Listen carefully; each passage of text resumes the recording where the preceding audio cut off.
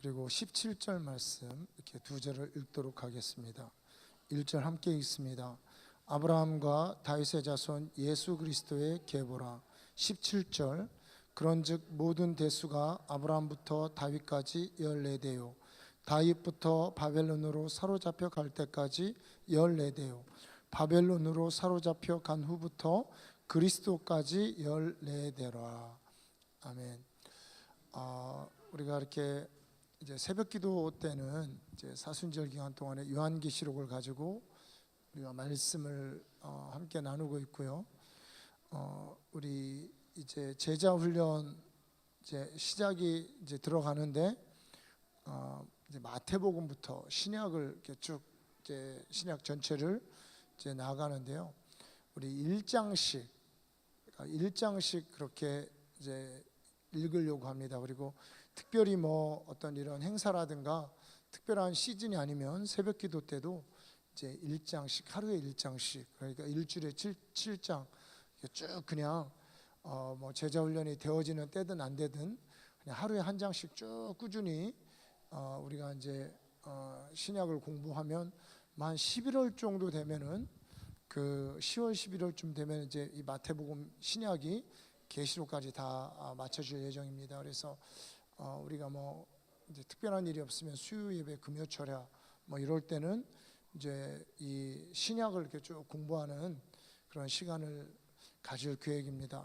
자, 오늘의 이 본문 말씀 우리가 두 구절을 읽었는데요. 함께 나누고자 하는 말씀에 이제 처음 구절과 끝 구절을 읽은 것입니다. 처음에는 아브라함과 다윗의 자손 예수 그리스도의 계보라 하면서 이제 쉬운 얘기로 예수님의 족보가 이렇게 쭉 기록이 됩니다. 언제부터? 아브라함 때부터 해서 예수님 때까지의 족보가 이렇게 쭉 기록이 되고요. 이제 17절은 이 족보를 크게 세 등분으로, 그러니까 세 시기로 이렇게 나누어서 이제 설명을 해주고 있습니다. 그러니까 예수님께서 이 땅에 오시는 것이 그냥 이렇게 와지신 것이 아니고 이제 아브라함 그 이전부터 해서 뭐 아담부터 해서 그 저는 누가복음은 이제 하나님이라 이렇게 역추적하죠. 이제 그 이전부터 쭉쭉쭉쭉 사람을 통해서 사람과 사람을 잇는 그 대를 통해서 예수님께서 이 땅에 오셨다는 것입니다. 그래서요, 이 예수님의 족보는 결국 그 아버지 요셉의 족보인데 결국은 이 예수님의 족보는 사람의 족보입니다. 그러니까 예수님은 이 땅에 사람을 통해서 오신 것입니다. 예수님의 역사는 사람의 역사였습니다. 사람의 역사고 가정의 역사고 가족과 가족을 잇는 그런 역사였습니다. 그래서 우리가 예수님의 역사가 뭐 정말 하나님의 역사지만 이것이 사람을 통해서 하나님이 사람을 통해서 이 땅에 오신 사람의 역사였다는 것을 여러분 우리는 이 족보를 통해서 이제 알 수가 있습니다. 하나님의 큰 섭리가 사람을 통해서 함께 오신 거죠. 여기에서 이렇게 1절에 우리 모든 사람들이 알만한 위대한 신앙인들 두 명을 지금 소개하고 있습니다. 아브라함과 다윗이라고 하는 그 위대한 신앙인들 두 명을 소개하면서 바로 이 예수님이 아브라함과 다윗의 자손으로 이 땅에 오신 분이라는 것을 말합니다. 이제 그러고 보면요, 야, 참 대단한 역사다. 아브라함과 다윗의 후손, 놀라운 믿음의 후손으로 오신 그 예수님, 야, 역시 예수님은 그냥 아무나 오신 것이 아니고 위대한 믿음의 사람들의 이 계보를 통해서 오셨구나라는 것을 우리가 확인할 수 있는데요. 그런데 이 예수님의 이 놀라운 믿음의 사람을 통해서 이 땅에 오셨지만 아브라함과 다윗의 후손들이 다 믿음의 사람이었느냐? 또 그거는 아니었다는 거예요. 영광스러운 그런 믿음의 사람도 있었고 치욕스러운 그런 사람들도 있었다는 것입니다. 하나님을 배반하고 하나님을 떠났던 그런 사람들도 있었고요. 그리고 특별히 여자들이 나오는데 그 조상 중에는 이방인도 있었고 창기도 있었고 그리고 다윗의 불륜을 통해서 태어났던 그 불미스러운 그런 사건도 있었던 다윗의 역사는 그런 예수님의 역사는 그런 역사였다는 거예요. 그런데요, 이 예수님의 역사를 크게 세 등분으로 나눕니다. 그러니까 세 시기로 나누는 거죠. 아브라함부터 다윗까지, 다윗부터 바벨론 포로기까지, 바벨론 포로기부터 예수님까지 14대로 나눴습니다. 이 세 등분으로 나누는데요, 조금 더 성경이 이 안에 있는 좀 더 엄밀하게 따지면 6시기로 나누어집니다. 왜냐하면 14대를 반으로 자르면 7세대잖아요. 그러니까 7이라는 이 숫자는 의미가 있는 숫자입니다. 그래서 7, 7, 7, 7, 그리고 예수님부터 7입니다. 예수님부터 이제 예수님의 세계, 이렇게 해서 7등분으로도 예수님까지 6등분, 예수님부터 7등급, 이렇게 7등급으로 나눌 수도 있고, 크게는 3등급으로 이렇게 3시기로 나눕니다. 우리 이렇게 나무를 이렇게 잘라 보면요, 나이테가 있죠. 이 나이테가 있는 것은 여러분 뭐 상식적으로 아시지만 겨울이 있었고 여름이 있었다는 것을 알 수 있고, 그리고 조금 더 식물을 깊이 연구하는 사람들은 이 나이테만 잘 보면 그때 겨울이 추웠는지, 그리고 또 여름이 뭐 비가 많았는지, 아니면 장마였는지, 아니면 가뭄이었는지, 이런 거를 나이테만 이렇게 봐도 식물을 깊이 연구하는 사람은 알 수 있었다는 것입니다. 여러분, 사실은 이 예수님까지의 이 세 등급은요, 그런 나무로 따지면 3번의 이런 시기가 있었고, 또 이 42명의 예수님의 이 조상들을 통해서 우리가 면밀히 연구해 보면 이스라엘 역사에 어떠한 시, 이것이 영광스러운 시기였는지 치욕스러운 시기였는지 부끄러운 시기였는지, 이런 것들을 알 수 있도록 42의 나이테와 그리고 3개의 큰 시기가 이 안에 있다는 거예요. 여러분, 심지어는요, 제가 어느 날 그 과학 그 영상을 이렇게 보니까 사람의 치아도 이게 어떤 시기인가가 이렇게 나이테처럼 그렇게 어떤 흔적이 남는답니다. 굉장히 정확하게 남는데요. 그래서 특별히 아이들이 뭐 이렇게 발달 그 시기 있잖아요. 이런 것들이 치아를 보면 알 수 있대요. 이 아이가 조금 빨리 발달했는지 늦게 발달했는지, 그리고 젖되는 시기가 언제였는지, 이런 것들이 치아를 통해서 나온대요. 그래서 우리는 이 젖되는 거를 그 뭐 통과 위례로 생각하는데 굉장히 이 젖되는 이 시기가 고통스러운 시기인가 봐요. 그래서 그런 젖되는 이런 것들이 흔적으로 남고요. 그리고 또 밥을 먹기 시작하면서 또 치아가 뭐 좀 크고 작고 하는 이런 것들이 치아에도 다 이렇게 나와 있다는 겁니다. 여러분, 이 예수님의 족보에도 이 예수께서 이 땅에 오시기까지 쉽지 않은 그런 시기를 보낸 것이 이분의 이 족보에 다 나와 있습니다. 특별히 이 3번의 큰 시기가 있었고, 그리고 42명의 그 조상들의 면면을 보면 예수가 얼마나, 예수님께서 이 땅에 오시기까지 이 하나님의 역사가 거센 도전을 받고, 하나님의 역사가 거센 역사의 어떤 환난을 겪고, 하나님의 역사가 심한 어려움과 또 번성의 때와 이런 것들을 번갈아 가면서, 마치 이 전도서에 보면 하나님의 역사를 사람들이 이해할 수 없게끔 좋을 때도 있고 안 좋을 때도 있고 이런 것들이 번갈아 가면서 있다라고 얘기한 것처럼, 이 쉽지 않은 시기를 보낸 것을 우리는 이 족보를 통해서도 알 수 있다는 것입니다. 이것을 통해서 성경이 우리에게 보여주기를 원하는 것은, 하나님은 사람 깜짝 놀랐네요. 하나님이 이 사람을 통해서 역사하고 쓰시지만, 이 사람을 통해서 역사하는 그 사람도 힘들었지만 쉽지 않지만, 하나님의 역사도 쉽지 않은 어려운 그런 시기를 통해서 지나오지만, 중요한 것은 반드시 하나님의 뜻, 하나님의 말씀이 이루어진다는 것이죠. 여기서 보면 아브라함과 다윗의 자손, 특별히 뭐 아브라함이라는 이 위대한 믿음의 사람이 있었어, 다윗이라는 위대한 제국의 황제가 있었어, 이거를 기록하려고 아브라함과 다윗의 자손이라고 한 것이 아니고, 바로 하나님께서 아브라함을 통해서 약속한, 하나님이 천하 만민이 그로 말미암아 내 자손으로 말미암아 복을 받으리라고 하는 바로 그 자손이고, 다윗을 통해서 약속한 내 위를 이을 왕이 끊어지지 않는 온 세계의 군왕이 너를 통해서 태어날 것이라고 하는 그 다윗의 위에 대한 그 약속이 결국은 이렇게 힘들고 어려운 시기, 특별히 나라가 망해서 바벨론으로 끌려가고, 그리고 바벨론에서 끌려갔다가 돌아온 이 시기 안에서 별 볼 일 없었던 이런 시기, 특히 로마라고 하는 거대한 제국의 식민지로 있는 이런 시기에도 하나님의 역사는 이렇게 이루어지고 있다는 것을 성경은 이 족보를 통해서 우리에게 보여주고 있습니다. 그리고 이 족보를 보면요, 우리가 아비가 누구를 낳고 누구를 낳고 결국은 그 아버지들이 사라져 가시죠.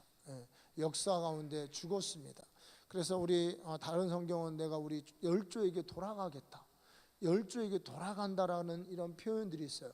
그래서 이스라엘 백성들의 이 무덤을 보면요, 실제로 여러분 우리 그 막벨라 굴인가 그 아브라함이 그 샀던 헷자손에게서 샀던 그 굴이 있죠. 근데 이 굴이 지금도 존재한답니다.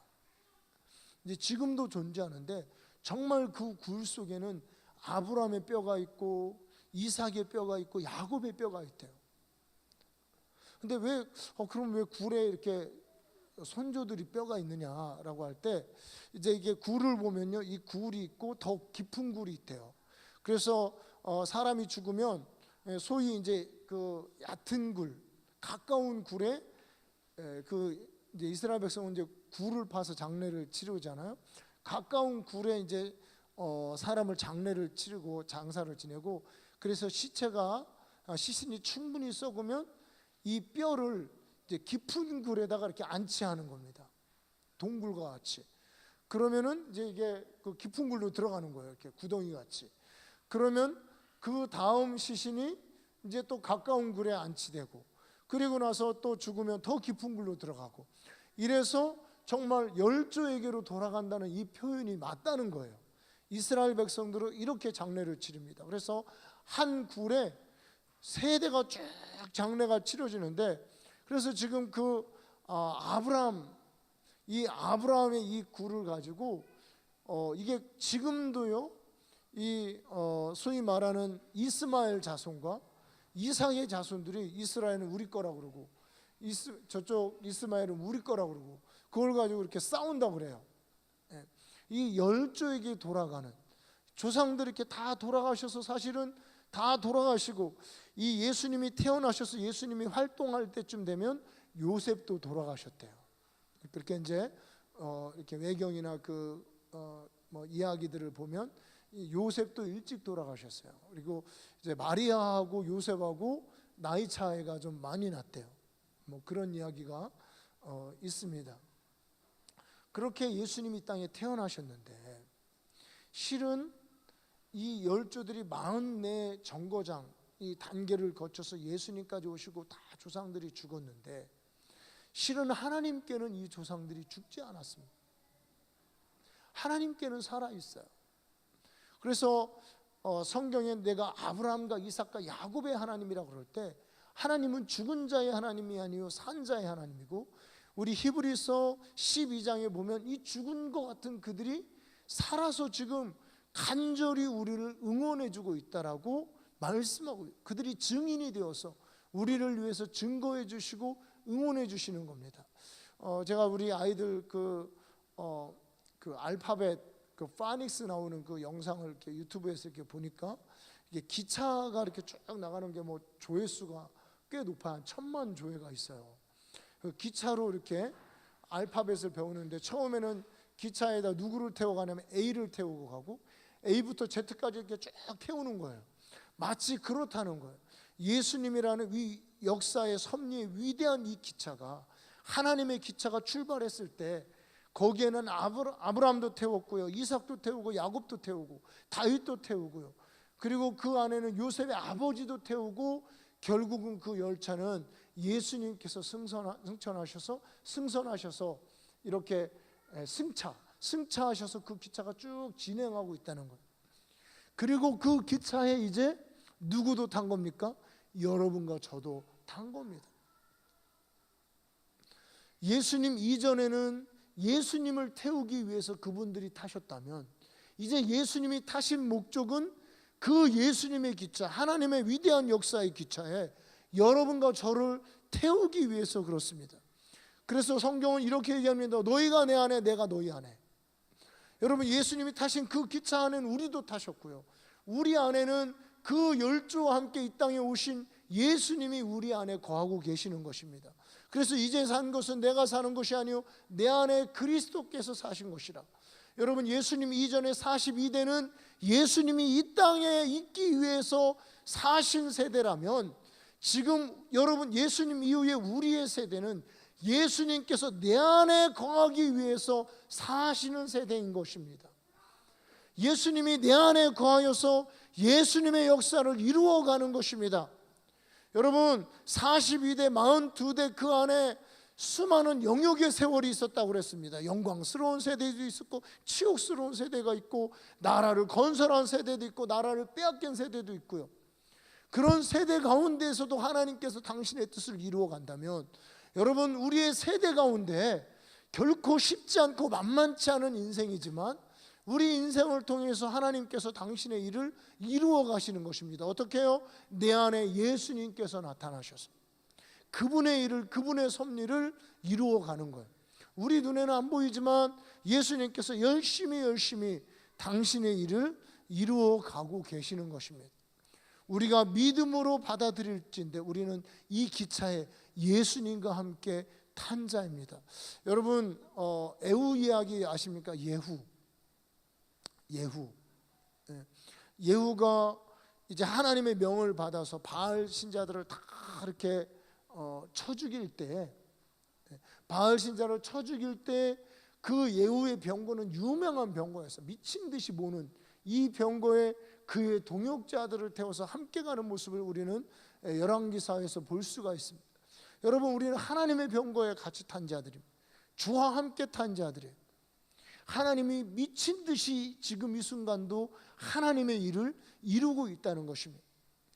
오늘 예수님은 이 예수님의 족보를 그냥 예수님이라는 이 하나님의 아들이 이 땅에 오셨다는 것을 설명해 주기 위해서 이 족보를 이야기하는 것이 아니고, 바로 이 족보가 오기까지 이 수많은 정말 그런 그 시기와 나이테와 그런 치아의 흔적들이 있었던 것처럼, 이런 수많은 역사라고 하는 그 흔적이, 세찬 흔적들이 예수님이 오실 때까지 있었다는 것을 보여주시고, 그리고 그 예수님이 오셔서 그분의 병거에 우리가 함께 탔다는 것을 보여주기 위해서 이 족보를 이야기하고 있습니다. 오늘 여러분 23절에 보시면요, 보라, 처녀가 잉태하여 아들을 낳을 것이요 그의 이름은 임마누엘이라 하리라 하셨으니 이를 번역한즉 하나님이 우리와 함께 계시다 함이라. 그러니까 예수님의 역사는 예수님이 이 땅에 오시기 위한 그런 역사가 아니고, 하나님이 그 병거에, 그 기차에, 하나님의 역사에 우리도 함께 태우는 역사라는 거예요. 그래서 임마누엘이라 하리니 하나님이 우리와 함께 하시도다. 여러분, 이렇게 하면 조금 알아듣기 힘드는데, 쉬운 건 뭐냐면, 여러분, 내 인생이라는 그 자동차에 주님이 함께 하신다는 겁니다. 주님이 운전하고 계시다는 거예요. 쉬운 얘기로 실감이 안 날 뿐이죠. 우리 이제 새벽기도 오신 분들과는 제가 그런 얘기 했잖아요, 그죠? 실감이 안 나요. 지금도 실감이 안 나요.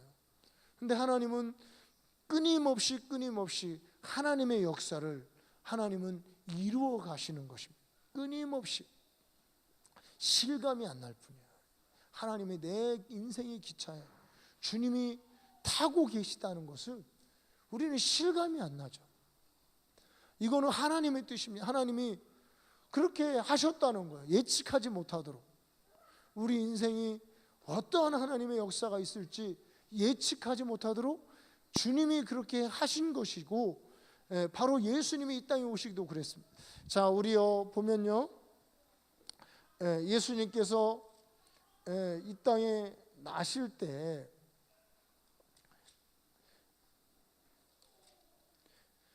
예수님께서 이 땅에 나실 때에 그의 이 땅에 할 때 오는 것도 쉽지 않았고, 오셔서 어머니 뱃속에 있을 때 그분의 환경도 쉽지 않았습니다.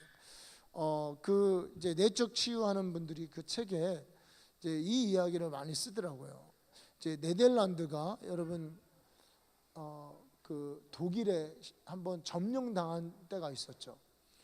독일에 점령을 당하고 2차 세계대전이 한참일 때 바로 그 시기에 엄마들이 아기를 뵌 엄마들이 있었답니다. 그때 실제로 막 기근이 와가지고요, 사람들이 먹을 게 없어가지고 막 굶어 죽고 이런 때가 있었대요. 그런데 그때 태어난 그 아이들, 그 시기를 태어난 이 아이들은, 그런데 이제 엄마 뱃속에 있을 때는 어려웠는데 태어나고 나서는 풍족했대요. 그런데 그 시기를 거치고 태어난 이 아이들이 대체로 뭐 심장병이라든가 하는 이런 질병이 있었다는 거예요. 그러니까 뭐냐면 엄마가 이 아이를 갖고 나라도 빼앗기고 식민지고 대체로 이 아이를 어떻게 키울까 걱정하고 이랬던 모든 것이 이 엄마 뱃속에 있는 이 태아에게 다 전달이 된 거예요. 스트레스가 이 전달이 된 거예요. 그래서 바로 이런 이 스트레스가 굉장히 이 태아에게 영향을 미쳤다는 거죠. 예수님도 그랬어요. 예수님이 엄마 마리아의 뱃속에 잉태됐을 때 이 마리아가 이 사실은 어떻게 보면 아버지 없이 태어난 아이잖아요. 아버지, 이거를 믿어줄 사람도 없고, 이거를 또 요셉에게는 어떻게 알리고, 주의 말씀대로 내게 이루어지다 선언했지만 이 엄청난 압박과 스트레스가 예수에게 있었다는 겁니다. 그거는 예수님이 태어나시고서도 또 마찬가지입니다. 또 헤롯이 잡으러 다니고 이집트로 도망가야 되는 이런 많은 어려움, 그러니까 예수님이 이 땅에 태어나 자라는 그 과정이 쉽지 않았다는 거죠. 자라나는 과정이 쉽지 않았지만 결국 이 모든 일들이 바로 하나님의 역사를 이루기 위한 하나님의 안배고 하나님의 섭리였다는 것을 우리 알 수 있습니다. 여러분, 오늘 하는 이 말에 정말 강조하고 싶은 것은 바로 하나님이 여러분의 쉽지 않은 인생 가운데 함께 하신다는 겁니다. 하나님이 아무것도 보이지 않는 캄캄한 밤과 같은 여러분 인생 가운데 하나님께서 지금 함께 하시고, 하나님의 기차에 또 여러분의 차에, 인생이라는 자동차에 주님이 함께 타시고 함께 임마누엘 하고 계시고, 주님의 병고에 우리를 인도하시고 태워서 지금 열심히 주님의 일을 위해서 이 기차가 달려가고 있다는 겁니다. 여러분, 우리가 이 하나님의 이 역사를 믿음으로 받아들이고 나와 함께 하시는 그분을 받아들이면, 우리 지난 언제 주일 설교 때 했던 것 같은데, 바울의 이 풍랑을 만난 이 바울의 배, 풍랑을 만나서 토하고 이러면서 다녔지만 결국은 주님이 함께 하셔서 주님의 큰 가이사 앞에 내가 서게 되리라고 하는, 크고 작은 자, 심지어는 왕들 황제에게도 복음을 전하게 되리라고 하는 바울이 처음 주님을 만난 이 말씀, 이 예언이 그 거센 풍랑 속에서도 이루어져 갔다는 것입니다. 우리가 이러한 주님의 말씀을 의지하고 믿고 우리가 정말 여러분, 처녀가 아들을 낳으리니, 잉태하여 아들을 낳으리니 그의 이름을 임마누엘이라고 하는 이 놀라운 주의 말씀이 여러분 인생 가운데 수많은 정거장들, 수많은 또 그런 흔적들, 고난과 어려움의 흔적이 있을지라도 굳세게 주님의 뜻이 다 이루어지기를 주님의 이름으로 축복합니다. 우리 시간에 같이 기도하겠습니다. 기도할 때에